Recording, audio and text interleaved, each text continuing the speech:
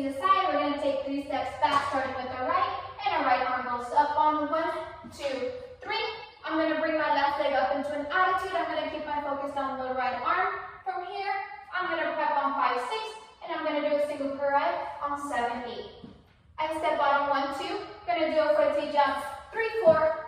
Bring the left leg into a passe. Cross the arms, 5, 6. Step out of it, 7, 8. From here, I'm going to sink down. Do a 1 3 roll on 3, 4. I'm going to throw the arm on 5, 6. Slide down 7, 8. Bring that right over on 1, 2. We're going to roll on 3, 4. Standing up with the left. 5, 6, 7, 8. We're going to walk back starting on our right. On 1, 2, 3. Point that left leg on 4. On 5, we're going to bring everything down. 5. Walk on 6. Swing it over. 7, 8. I'm going to step over with my left on 1, 2. Circle my arms. 3, 4.